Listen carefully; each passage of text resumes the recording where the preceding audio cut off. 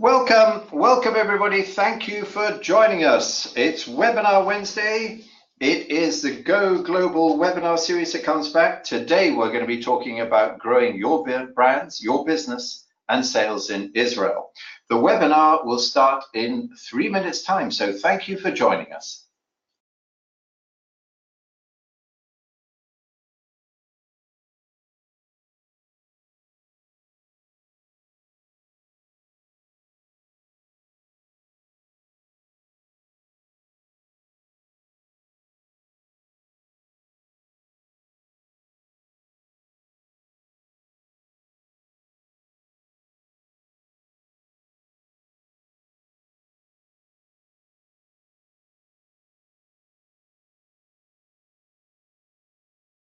Welcome everybody.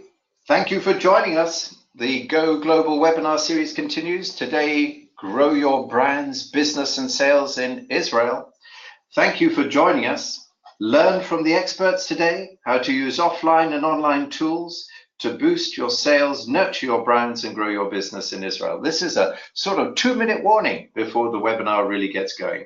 Today we've got a wonderful lineup. It's about insights and opportunities. It's about doing business in Israel, key industries from pharma to high tech to agri-food, Israel's key position for global industries, Israel as a launch pad for proximity export markets, finding the right local partners in Israel. We're also, of course, going to be talking about the online environment, how Israeli businesses use websites, the internet, social media, why localized Israeli websites are fundamental to your business success there, all about local distributors and localized websites. Thank you for joining us. The webinar will start in 1 minute's time.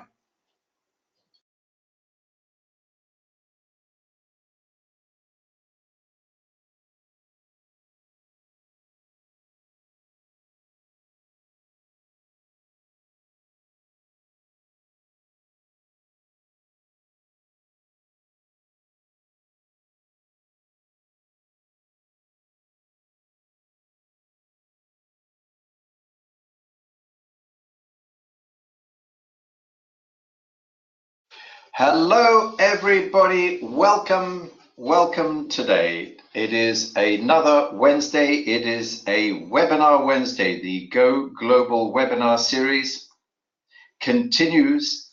It is the top of the hour and it is time for us to march into today's webinar, Grow Your Brands, Your Business and Sales in Israel. Welcome back. It's been a while. The summer is over and we recommence the successful Go Global webinar series. Thank you for joining us wherever you may be. I'm looking at the attendees list. I can see those of you in the US, a very good day to you. And for those of you in Europe and the Middle East, welcome as well. This is truly an online global webinar. I also want to acknowledge the very many of you who are listening to this on demand. This webinar will be recorded and is recorded, so there you are listening to it when you want. So wherever you are and whatever time of day or evening or night it is, you are very welcome.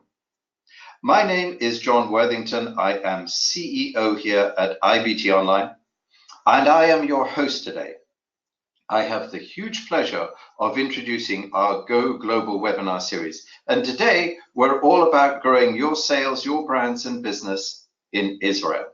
We're very passionate about our Go Global webinar series. It's all about knowledge and understanding because everything changes, everything moves, and never more so than in the international business world. There's always a lot to learn and to keep up to date. And today's Go Global webinar is a great example. Israel. Business, sales, and brands in Israel. Now, before we get going, I always just do a little bit of housekeeping. Those of you who are returnees, welcome back. You know the form. But for those of you who are new to the online global webinar series, do know that this is one of a series. And we are all about helping you grow your sales, your brands, and businesses globally.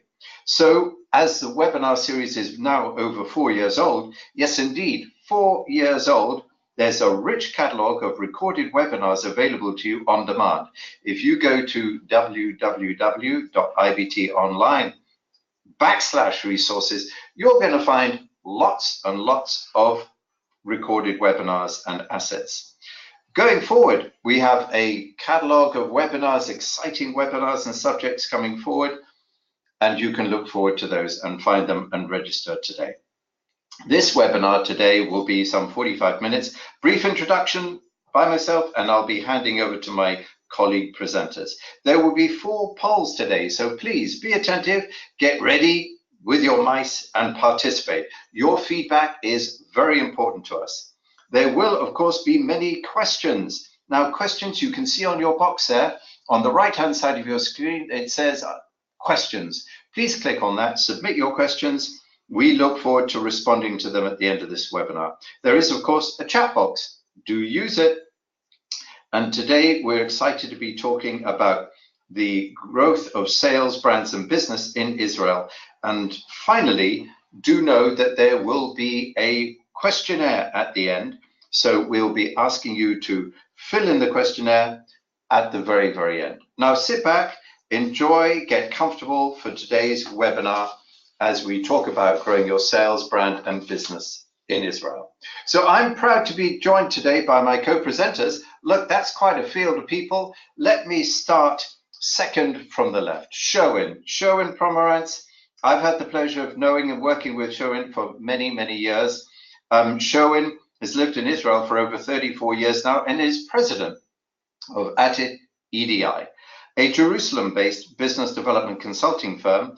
Sherwin is also chairperson of the American State Officers Association and a former national president of the Association of Americans and Canadians in Israel. Just a word on Atit EDI. Since 1991, so there you go, since 1991, EDI has provided its clients with specialized research, intelligence, and strategies that facilitate their business with the Middle East and beyond. As it says on the Atit website, your business, our mission. And the EDI team excels in representation, promotion, networking, planning, and trade development. If you haven't been there, I recommend go and check out the website. There's a lot to learn.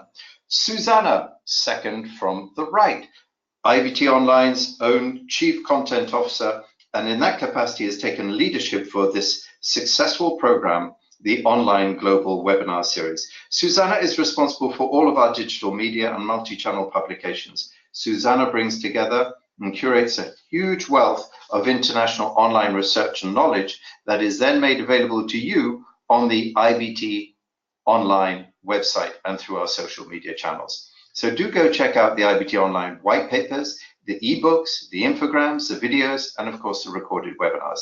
They're all dedicated and all there to help you grow your sales, your brands, and businesses online and globally. And today is a great example. We're focusing on Israel. Susanna has spent her career working for businesses internationally, and you might guess from her accent in New York, but also in France, Germany, and the UK. Susanna does speak German, French, Dutch, and English, and will be presenting today in English. On the right hand of your screen, Jared Grossman is joining us. Jared is one of IBT Online's business development managers. Jared is based over in Virginia, in Richmond, and Jared has an international background, having traveled widely and studied in many, many countries around the world and earned his master's over in the United Kingdom. Jared works with international companies looking to increase their global online presence, understanding their challenges. Jared will be working with me, fielding your questions. Jared will be doing a lot of the follow-up, so do not be surprised if you hear from Jared in the very near future.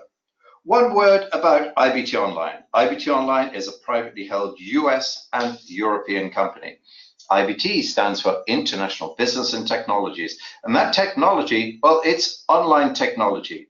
IBT Online, we've been in business since 2002, so that's over 16 years of delivering international development for our clients. We're very proud of our International Trade Awards, which are won by the Online Global Program, which combines website localization and international online marketing. And today we're proud to serve over 400 companies and deliver over 1,000 online global programs. These are measurable to help your sales and brand of business develop in these markets. At IBT Online, we understand the challenges faced by companies going global, and the online solutions that are provided can help you be successful in these challenging markets. Now I'm going to be saying a handover to Susanna. Susanna, are you there? Yes, hello, John, and thank you very much for that introduction. And it's a really great pleasure to be here with everybody to talk about growing businesses internationally in Israel in particular with Sherwin. Today's agenda, we're going to be talking first about sort of general aspects of business in Israel, and then Sherwin's going to be pointing out some major opportunities and sectors that exporters can really sort of focus in on. And then I'm going to be taking back the mic to talk about the online environment and business opportunities, rounding up with some of the best practices that we see for exporters today. We have left time for questions at the end, and look forward to that as well. So without further ado, I'd like to pass over to Sherwin and to talk about business in Israel. Sherwin.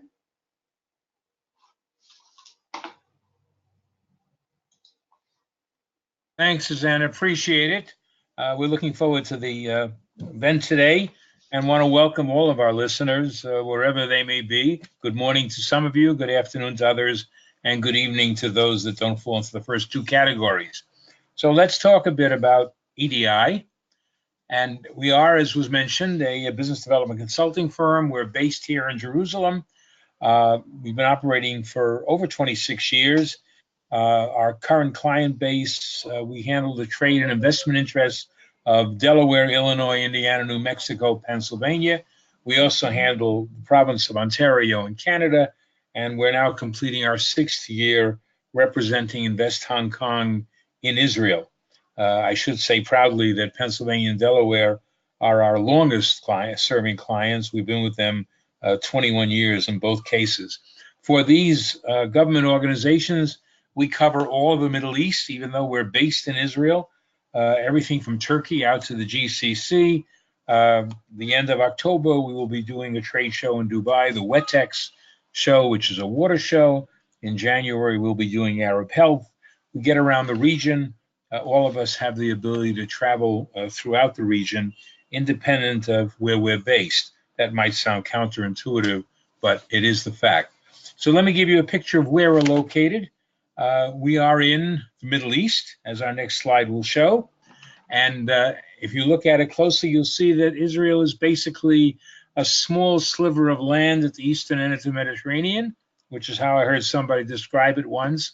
But we are in the traditional trade crossroads of the world, where east meets west, north meets south. Traditionally, anybody that went on trade routes from Asia to Europe, from Africa to Europe, came through the region where we're sitting. To give you a sense of the size of our country, we have a map of Israel on our next slide, which shows you basically a relatively small country. We can fit 18 times into the state of New Jersey for that reference. We border on Egypt, on Jordan, on Syria and Lebanon. Not the friendliest neighborhood in the world, but we've done quite well in spite of that. Let me give you some sense of our population growth, which is covered in the next slide. On Independence Day this year, which was last May, the population reached 8.68 million people. And we just celebrated the Jewish New Year earlier this week, and the current numbers are very close to 9 million. That's a significant increase from the time when the state was established in 1948. At that point in time, there were under 1 million people living here. And the projections are that by the 100th anniversary of the state in 2048, there will be somewhere around 15 plus million people living here. The population is divided roughly 75% Jewish, Arab citizens, number some 21% of the population, and the remainder, all kinds of others, make up 5%. On these numbers, we're talking about citizens of Israel with the right to vote and the right to hold office and all of the other benefits that come with citizenship in a country. Let me share some statistics with you so you get a sense of what this small country has achieved. When we started out 70 years ago, we were a very agricultural country. As you see, almost 50% of our exports were agricultural. Today, they number just about 3%. Our GDP has grown to 11.745 billion shekels. Divide that by about 4, and you get it in US dollars. We've grown 46 times where we were when we started. The per capita GDP in US dollars today is almost $40,000 a year per person. You'll see some more detail about that later. Our unemployment rate is relatively low. Actually, in 2016, it was 4.8%. Today, it's under 4%. The amazing statistic, and I'll show you what that means a little bit later, is that basically 70% of the people in the community own their own homes.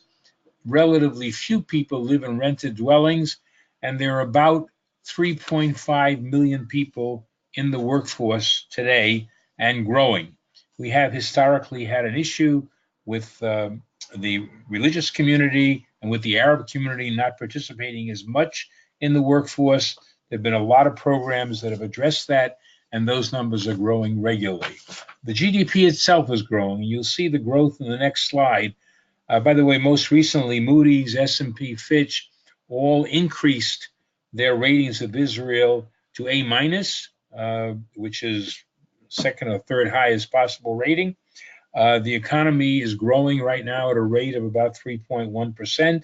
And you can see that the overall growth in billions of US dollars since 2014, we're up now to 354 billion US dollars. Per capita, and you'll see on the next slide, that translates to almost $40,000 a person per capita GDP. And we show the comparisons to the United States, to Canada, and to the United Kingdom, just to give the listeners a sense of where we rank among OECD countries. But even that $40,000 figure is a bit deceptive, because if you look at the purchasing power of Israelis, and this is what's really interesting, because so many people own their homes, and so many people own their homes without mortgages because of the increasing cost of housing here, the purchasing power is significantly more than that 40,000. And that makes Israel as a market, a significant market, much larger than what you would expect from a country of 9 million people. The other thing we've been fortunate to have, and you'll see this on the next slide, is we have a relatively stable exchange rate. The US dollar today is trading at about 3.6 shekels to the dollar.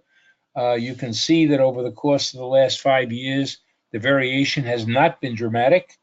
We've been as high as 4. In 1992, we were down at 2.55. But over the last 5 years or so, things have remained relatively stable. A German analysis company came out with a statement early this year saying we now have the third most stable currency in the world, which for those people that lived here 35 years ago, when our inflation rate was running at 1,300% a year, it's almost unbelievable, but it really is the fact, and has made trade and everything else that goes with currency issues much simpler to maintain. Let me talk a bit now about opportunities and sectors. Well, show it. Yes. If I may, I'm sorry to interrupt. I'm just going to say, look, how about a poll? Thank you for that introduction, and to people listening, please, we would welcome you to participate. Listening to that growing economy, the purchasing power, the population. Here we go. Here is the first poll. What is it? Can you tell us in terms of, are you currently doing business in Israel? Now, we would love to know. Please click on your mice and tell us, is it yes, in market partners and online, via distributors, online only? Are you thinking about it, or is your answer no?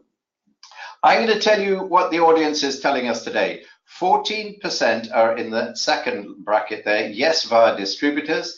38% are thinking about it, and there is a a 50% there. It's moving as I go. It says 44% now are saying no. So look, there's a lot of people thinking about it. There's a lot of people not currently there. This is very opportune that you're listening to this webinar. We hope that we're going to give you lots of great information to encourage you to do business in Israel. That horn indicates that I'm closing this first poll, and I'm handing back, Sherwin, over to you, opportunities and sectors. Well, thanks very much, John. I might make one comment about the poll that'll save me from raising it later. Those of you who are already doing business here through distributors, this is the normal way of exporting goods into Israel. Usually it's through an importer distributor. Usually that importer distributor has exclusivity because the country itself is relatively small. You can't have 5 people running around the country saying they represent ABC Manufacturing Company out of London or New York or Singapore or anywhere else. So that's a pretty standard way of doing business in this country. And most companies here prefer to import through a distributor as opposed to doing direct import, unless they're exceptionally large. So let's now go to opportunities and sectors and talk about what everybody thinks about Israel, our thriving high-tech economy. The World Economic Forum ranks Israel number 3 in the world in global competitiveness. It's very interesting to see this because the fact is that what we do here is we generate technology, but we don't do much manufacturing. We obviously produce enough food for our own consumption, but we don't manufacture a lot of hard goods. So based on our capacity for innovation and our high quality institutions and the spending that I spoke about earlier and a tremendous amount of collaboration and R&D that goes on worldwide with companies everywhere, much of it supported by governments in both countries. There are bilateral R&D funds between Israel and the United States and Canada and Singapore and Korea and Australia, and the list goes on. So most of the Western world, there's government support for this kind of R&D cooperation. The areas that are particularly hot in this country are the ones you would expect. Life science and biotech, where we're leaders in that area, homeland security, and we can put in there, of course, internet security and cyber tech, all rolled into one. 65% of the world's investment in cyber tech is invested in Israeli companies. We are primary providers in the digital health sector. Our health records have been digitized for the better part now of 12 to 14 years. Anybody that gets sick in this country checks into a hospital anywhere in the country, and all of the digital records on that person are available regardless of his or her personal prior history. In the defense sector, drones are a major product in this country, a major sector of interest. We have become a significant developer of medical cannabis, and we export it. We export both the technology and the product, which is closely related to agri-tech. People think of agriculture as food products. We are expert in the tech side of that. So we're the world's leaders in irrigation technology. We're the world's leaders in producing seeds that increase the output of the plants and the flowers and everything else that grows. The Australian community has recognized the fact that we're the world's experts in increasing the output of the capacity of milk cows. We're very far advanced in the area of financial technology and fintech, in Internet of Things. And while we don't make cars and we don't produce cars, the Detroit community and the European automotive community is all over Israel because of the technology that goes behind the dashboard. Again, particularly in the area of cybersecurity, as well as advanced technology within cars. And of course, robotics is an area that we've had strength in for quite a few years. If we want to take a look at the top sectors where we import goods, and the next slide will show that, again, because we don't manufacture per se, so we import machinery and electrical equipment and vehicles, trucks, cars, you name it. We have no minerals in this country except salt. We have a lot of salt. But outside of the Dead Sea salt that we produce, all of our other mineral fuels, oils, distillation products are all imported. We have a large plastics industry, but it's very, very specific. So, for example, we make 80% of the world's plastic food trays that you would eat off of in a plane. But other products that are made in plastics, we don't produce here. Again, optical technology, we're very far advanced, but we don't make apparatus. We have the world's largest producer of generic pharmaceuticals headquartered in Israel, but Teva does not make every pharmaceutical product in the world, so we import pharmaceutical products as well. And the same is true for organic chemicals. And of course, we have no iron and steel industry, nor do we have a wood production industry. In this country, we are not allowed to cut down trees for the purpose of using the wood. As such, all of that is imported. And these are all sectors where we import large quantities of goods and services and represent significant opportunities for exporters worldwide. Within these categories, we can drill down a bit further, and the next chart will show that. So within those categories, we look specifically for electronic hardware, including equipment, biomedical equipment, agricultural products, the things you need to have in a field in order to grow. So you need tractors and you need combines, and all of that is imported. We're huge consumers of processed foods, especially spicy processed foods. Chemicals, we import mostly chemicals, especially pharmaceuticals, buses, trains, airplanes, all of that is imported. And of course, we have a huge defense sector, again, where we create the technology, but we don't necessarily build the equipment except in areas like drones. Other than that, we pretty much import all of that kind of equipment. So this drills down a little bit deeper to give you some additional background. Let me give you some facts about this country that I think are absolutely amazing. For the United States, Israel is now the 13th largest source of foreign direct investment into America. Again, we're a country of under 9 million people. More than that, we're the 8th fastest growing source of foreign direct investment in the United States. And with it, the job growth that's associated. We're the world's largest reclaimer of water, recycler of water of any country in the world. We recycle 86% of our water. Number 2 in the world is Spain at 19%. So the differential is huge. And of course, with that comes all of the technology that's needed to make that claim, most of which is developed here in Israel as well. We know that we have a problem in this part of the world with water. We know that it doesn't rain enough. And even when it rains, there isn't sufficient rain, and we can't catch all the rain that comes and use it and store it. So 55% of our water today comes from desalination, which has now made us an arid country that's independent of outside water sources.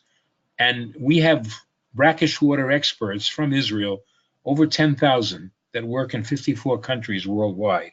So you put all that together, and it gives you some sense of what we used to call Israel a startup nation. We're now calling Israel innovation nation. So let's talk about some specific opportunities before I give this back to our host. Specific opportunities. Israel, because we have people living here from 180 different countries who still have connections to most of those countries, exporting to Israel not only allows people to tap into the Israeli market, but also use Israel as a bridge into other markets because of our foreign trade agreements and because of our commercial connections.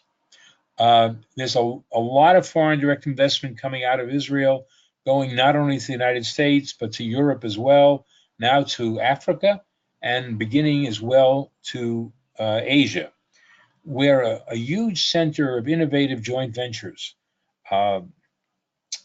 We had a mission here that we handled last month from the Ukraine. It was a mission of 14 companies, 7 of whom were in the IT sector looking for joint ventures. The other 7 were furniture manufacturers. You wouldn't suspect that those 2 sectors would come together on a single mission, but each one had its own objectives and each one was successful. Israel today outsources 26% of its software development to the Ukraine. the largest single recipient of outsourced software development. There's a lot of available bilateral financing. Just today, we sent out a note to companies here in the water management sector about a government program in Ontario with companies there looking for partners in Israel to do R&D together, funded by the governments of both countries. There are opportunities for third country cooperation. Companies abroad that have the ability to build with companies in Israel that have the technology needed for a third country to develop some massive infrastructure project. And of course, the obvious one and the last one is the possibility of direct investment in Israeli startups if people are interested in getting in on the ground floor. There's a company that we ran across just today that's developing a new endoscope device that will be disposable. One of the major problems with the endoscopy is properly sterilizing used equipment. And they're on the verge of taking some military technology, which is quite common here, and converting it to a civilian application. So all in all, that presents a whole series of opportunities that are only limited by the imagination of the people that are involved in projects. And of course, we're here to be the matchmakers, if you will, to help two people find each other and actually profit from it. Showen, thank you so much. I love those factoids and those opportunities in Israel. Absolutely well laid out. And well, this brings us to poll number 2. Audience, please reach for your mice. And this is directly related to the opportunities and some of those challenges. So here we go. I launch it today. What are your main export challenges? You know, is it about brands? Is it about leads? Is it about tariffs and barriers, languages and cultural differences? Is it all of the above? You're welcome to choose. I'm going to give you a little bit of the feedback that we're getting here. Brand at 17%. It's multi-choice, by the way. So we've got lead generation as 30%.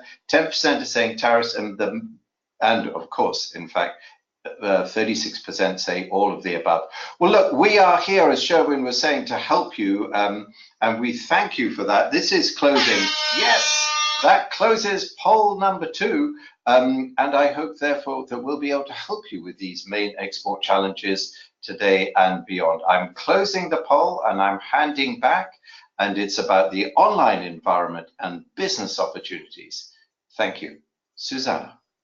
Thank you. Those are interesting polls for us. Now I'm going to talk more about the online environment and business opportunities that we see.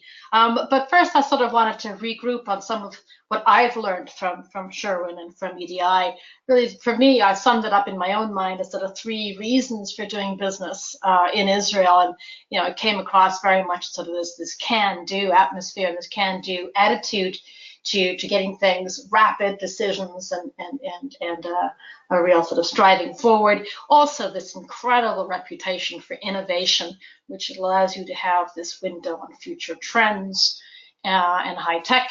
And then, as Sherwin was pointing out, this sort of gateway to other markets, the springboard into other places and other large markets as well through these various sectors. And I was thinking from our point of view, for us, the best sales tool, how do you actually achieve those things? How do you get to do business in Israel?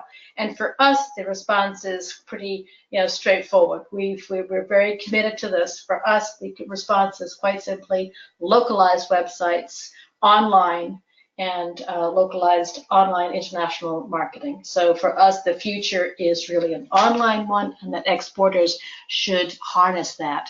And just want to point out a little sort of graph or 2 about some of the landscape of what we're talking about now. Just to say, really internet use, website use, online marketing is really ubiquitous across the world.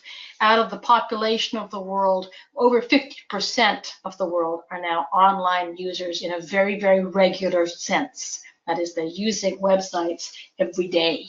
And of those sort of 4.1 billion people, nearly 3.5 are using social media. These facts are still growing as well. Internet's growing, internet use is growing at about 3% per annum, and social media use at about 16% per annum. So again, this is something that we're seeing no slowdown really in this trend. Looking at Israel in particular, it's quite interesting, as Sherwood is saying, so the population of under 9 million, but the internet penetration rate is at least 80%. In fact, it's slightly up since this graph in January 2018. It's up to about 82%. That's very similar to the rate you would find in the United States or you'd find in Western Europe. So a very, very high percentage of internet penetration rate, which you would expect in such a tech country. One of the things that interested me in particular was the use of social media. And I'll talk a bit more about that in a second. But that 80% social media, as well, which means basically everybody's who's on internet, they're also on social media. And again, looking at growth rates, we're still seeing double-digit growth rates for both internet users and social media users in Israel. Just drilling down a second, when we look at some of the social media use in particular, as I said, everybody who's on the internet is basically on social media as well, with Facebook being by far the big winner on that. And there are some statistics which say, in fact, that the sort of Facebook is one of Israel is one of the largest markets for Facebook in the Middle East. Add to that as well, add to Facebook that there's a very strong growth in Instagram. And of course, Facebook owns Instagram. And you begin to understand how this can be a very sophisticated market to be used for exporters who are looking up for online tools. The Israeli market for both websites and international online marketing is a sophisticated, well-developed market indeed. And I think as proof of that, you'll note that you can see that Google AdWords and Facebook AdWords are very expensive in Israel. And again, that just shows you that it is a very well-developed market. There are some studies pointing out that Israelis spend one of the longest periods anywhere in the world on social media per day. There's one study that even puts it at 11 hours per day, but I think that's a bit far-fetched. That was by ComScore and widely reported in the Israeli press. Ones that I was looking at more, we're talking about sort of at least 7 or 8 hours if you include also YouTube and things. So again, a very online plugged-in market indeed. So when we're talking about online tools for exporters, we're really talking about something called website localization. And I wanted to just bring about sort of a quick slide to summarize how we look at website localization. Website localization is basically making sure that your website, your corporate website, is specific to the market, is geared towards answering the local market, and that it is client focused. So where are your clients on your export markets? How are they looking at websites? In what way? How are they accessing it? On a tablet, on a mobile, on a PC? Do you have the right domain names? Is the design adapted to the local market and to your local clients? So you can see these 10 characteristics that I've listed here. Language translation is just one of those 10. There are a lot more things that go into localizing a website than just translation. And translation, in a sense, is just a cosmetic thing that you can add. It's really the culmination and the mix of all 10 of those that really make a great local website, which can grow your brand and your business and your sales in your export markets. Before I talk a bit more about search engines and keywords like that and a bit more, do we have time for a quick poll, John? Absolutely. Thank you so much indeed. Here we go. Please, this is our third poll. I'm launching it now. It's directly related to the subject Susanna's been talking about. Do you have localized websites to support your international sales? There you go. Israel is a great example. Localized websites for most markets, a few markets. Are your distributors and in-market partners, are they responsible for this? How about, are you thinking about it, or is the answer just straight no? Well, let me tell you what you're telling me. 38% are coming back with, that's the big one, it's no, no, and no. Another 13% are saying they're thinking about it. So you put those together and over 50% are thinking about it or no.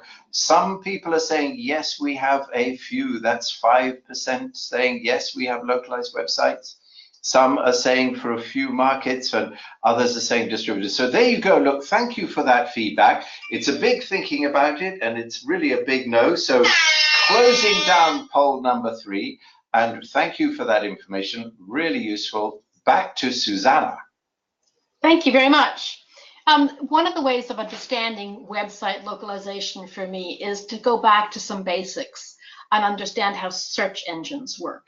Now, you all realize that your website, your corporate website, is incredibly important for your business in your local market. But how do you access that if you're an exporter? How do you say, I want to have fantastic export websites too?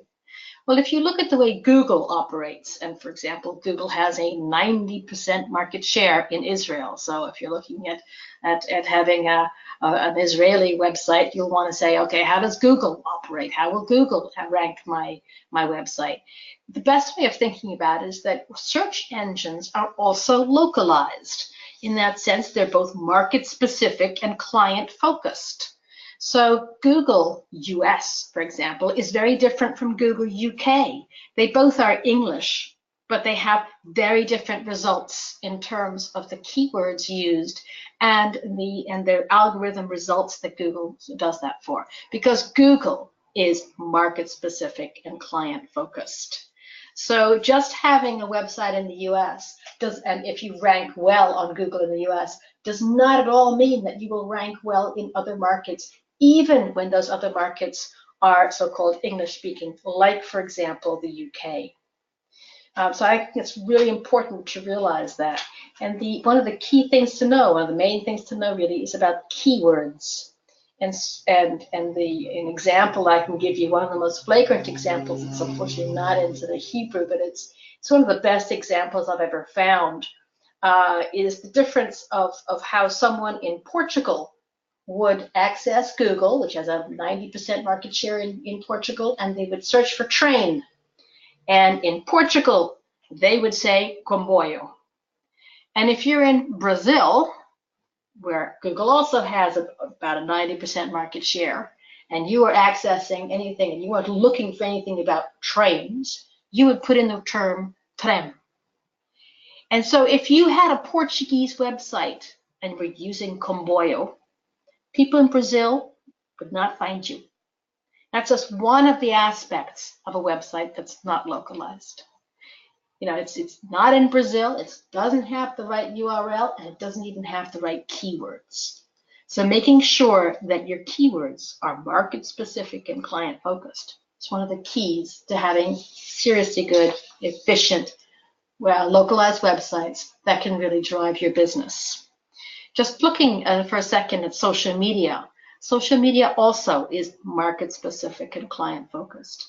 And just like Google, Facebook has over 100 different Facebooks. There's Facebook in German, Facebook in Hebrew, Facebook in all kinds of languages, and is oriented and looking and interacting with its local audience in a different way depending on each market.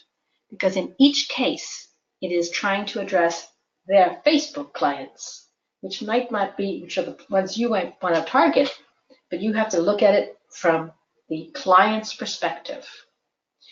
There are over, by the way, there's over 1 billion Facebook logins a day at the moment. And it's probably the biggest single tool you can use for online marketing in most markets today, with some major exceptions, particularly with China and Russia.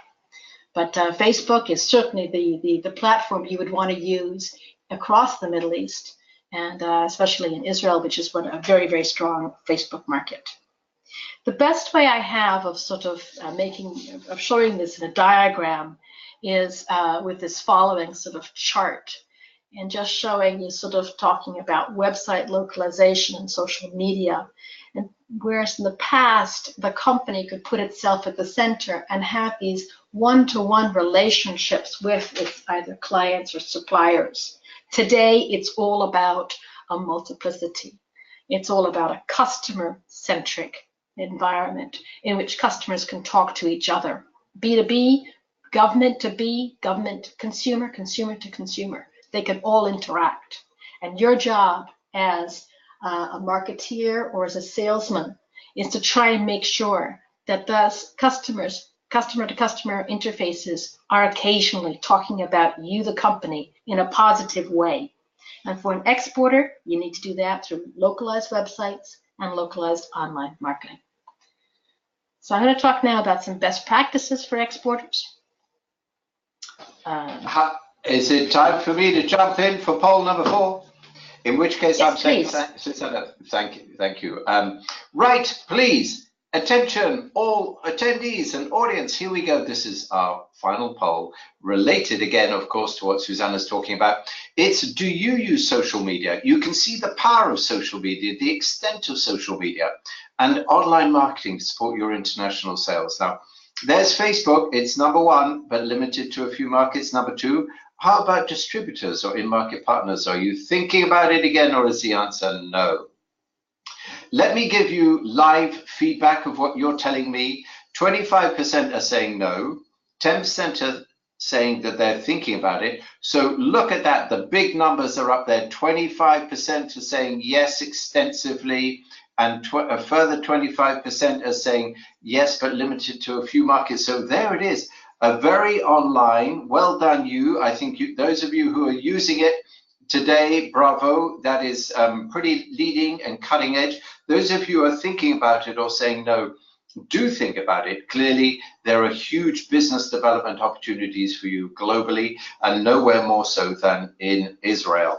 Therefore, I'm closing down, and this is my third, hang on, it's my 4th and final poll. So there we go. I close that and I hand it over to Susanna and I say thank you. Thank you, John. Great. Okay, I'm going to go through these very quickly to try and leave some time for questions at the end. We just wanted to highlight a few of these best practices that we've found really about localized websites and online marketing in order to, as we say, to get found, which for an exporter is so vital. We talked earlier about being, brand awareness being a challenge and lead generation to be a challenge. Well, getting found and being understood go a long way to helping those 2 challenges. And then doing business as obviously the next one, again, using websites and online marketing. So I wanted to highlight a couple of companies we've seen. I've taken examples from American companies only who are exporters, who are all small to mid-sized companies and are now exporting very actively and very successfully using localized websites and online marketing. This company, All World Machinery, their challenge really is twofold. One, they have enormous levels of stock keeping units, all on sale via e-commerce. So it's complicated. They have like over 1,500 different SKUs to deal with. But that's sort of one technical problem they have. The other challenge they have is that they continuously have to make sure they sit between 2 very large players. So they really have to sort of punch above their weight. Their clients are very large original equipment manufacturers, so are their suppliers. So service becomes absolutely essential for them, and therefore the need to have a fantastic website and a very efficient way of allowing clients to do their business when they want, how they want, in whatever format and whatever way they want, which is all about a localized website. My next example is again a U.S. mid-sized company. Bullman Products started working with us for a few years ago. We're first for German and English websites, I think, and has since expanded throughout Europe and now also into China and the Far East. Their challenge really is that they have several different verticals in each market. They service, they supply to schools, they supply to governments, they supply to businesses. So they sometimes have several different distributors in each market for these different segments. They also, and they need good distributors, but they also are always frustrated by not having access to the end client. So how do you do that? Well, having an online website can really help a long way that way, because they funnel the distributors and they manage the distributors through these websites, through these local websites. And the other point is that their business itself, their product itself, is not always something that's front of mind. It's something that you buy once and then you don't really think about it again. But when it comes to renewing, you have to rethink about that brand. And so having an online marketing tool was really, really important for them to make sure that they were front of mind when it was necessary to be so. One of my last examples is a slightly larger company, but again, a US company. And again, it's about brand recognition and lead generation. They work in synthetic oils, and it was very important for them that someone who goes into a garage to order a product doesn't just say, I want a synthetic oil, but they say, I want an Amsol synthetic oil. So that brand awareness became really important across these global markets. And some of the markets, very, very large, like the entire of Latin America or India, Australia, New Zealand, these are very important growth markets for them. And they recognize that local websites with local testimonials, local case studies, local imagery were very important for building their brand awareness. So I've skipped through these very quickly, but I would encourage you with this. There's lots on our website if you wanted to go through specific examples and hear the testimonials and drill down into very specific case studies that you can look at and say, okay, how did that kind of company resolve those questions? I guess before we get on to the questions and answers part, our main message that we have is that I guess the world is changing. It's online, which for us is great news for exporters. Exporters now have the ability and the technology and the means to access these enormous tools and to use localized websites and online marketing. The cost of technology has gone down a lot. It's now exportable. And SMEs, small, medium-sized companies, can now access this and really grow their exports using that. So I've whizzed through some of mine, but I hope I have left a little bit of time for questions. I hope there are some questions. John, are there any questions?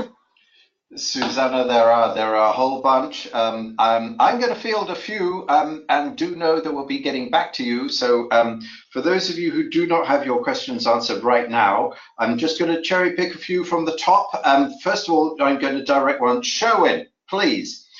This one, clearly, they're using distributors, their business model as distributors, and it says, can my Israeli distributor act for other parts of the Middle East? I like that. That's a big, broad question. Sherwin, what's your answer? Well, it's a great question. It actually depends on the country. In other words, there are two countries in the Middle East that Israel has diplomatic relations with. One is Jordan, the other is Egypt. So an Israeli distributor shipping and dealing with those countries is no problem. That doesn't mean to say that they can't operate other places. There are all kinds of ways of getting around the challenges, relabeling, shipping through a third country, et cetera, et cetera. But for the most part, if you want to access, let's say, the GCC countries, the UAE, Qatar, Kuwait, et cetera, you'd be better off with a distributor there. And of course, we can assist you in that as well. So it's not a preferred way to go for the general Middle East, but it works for Jordan and Egypt. Sherwin, thank you. That sounds very pragmatic and the right way to go. Susanna, I'm going to direct this one to you. Here you go. It's about the first step in getting an Israeli website. Well, that's it. What's the first step? I think the very first step really is to do some ground research and just really say, okay, who's my market? What's really profile your market and say, do I have a B2B website? Should I have one that's used by my distributors, one that's used B2C? Because that'll decide not just what the shape of the website is, but also decide the language, whether it's going to be in Hebrew or in English, and all kinds of things like that. So the first thing is really make sure you understand how your target audience accesses the web and accesses social media. Yeah, that makes sense. So I'm going to hand one back to Shoen. This is issues with technology transfer and IP rights. That's a huge subject. So in a very short space of time, Shoen, transfer technologies and IP rights. Yeah, we had a problem with that some years ago, but the government of Israel understood that it was a problem and had to resolve it. And now the laws and the oversight are in place. And even America, that was one of the most critical countries of our policies here, has pulled back and said, you guys got your act together. So there is IP protection. The laws here mirror the laws in Delaware. The courts here copy heavily the practices of the courts in Delaware. There's a strong connection between the two, and IP protection is no longer the problem that it was many years ago. Thank you for that. Yeah, I'm sure. And so please, that question, if you want to know any more, just get in touch directly with Shoen. You can see Shoen's email address down there. Susanna, a quick one here, and they're talking about this one. This is a great question. It's about having distributors manage social media. Now, again, this question comes up again and again. It's a great question. Should my Israeli distributor manage our social media in the region? What's your answer? I think distributors are fantastic. They on the ground, great in-market partners. They can be fantastic, but they don't always have the skill sets necessary for online marketing. Is your distributor an expert in keyword research, in Facebook ads, in all of that, and in producing fantastic content? That's not always the case. In fact, it's very rarely the case. In which case, make sure you're acting. If you want good, then go to an expert. Don't leave it to your distributor. That's an interesting reply, and knowing Shoen's response earlier about the normal, shall we say, business model going with distributors. So I guess it's distributors for their role, and then online marketers for their role. It's what is it? Horses for courses. Yeah, exactly. Something like that. Sorry about that. Right. I'm showing this one. Can an Israeli distributor be bound by US legislation rather than Israeli law? Wow. What's the answer? Look, contracts are contracts. And when you negotiate a contract with somebody, let's say a company here and a company outside of Israel, between the two parties, they decide by negotiation what law will apply to that contract. Obviously, each party would like to have it done where they are. But, we have plenty of contracts where we're bound by U.S. law, and it's not a problem at all. Great to know. Thank you for that, Susanna. Then jumping back to social media postings, this one is saying, and I'm interested in this one. It says corporate media social postings in Hebrew as well as English. One or the other? Both? What's the answer? That's a very good question. Again, I would sort of say you've got to target you've got to be client specific here and market focused. You have to understand which way and what platform would your client or your target prospect most likely see and enjoy and engage with the post. So it's a very different answer if you're doing B2C than if you're doing B2B, for example, or it depends on the sector. Again, it's about profiling your prospect and making sure that you are interacting with the prospect in the way that they want to, that they dictate, that they say, this is how I want to be contacted, this is what I want to see in that form. Absolutely. I guess make yourself easy to do business with. Shoen, I'm afraid this is going to have to be the last question. I think it's a great one. What is the biggest barrier to market access for a US exporter? With all of that experience that you've got, Shoen, you know this. What is the biggest barrier to market access for a US exporter then? All right. The biggest barrier that we found, frankly, is the fact that because of the time difference, 7 hours East Coast, 10 hours on the West Coast, people tend to leave things unanswered, to leave things unfinished, to say, I'll take care of it tomorrow. And the follow-up in any business arrangement is critical.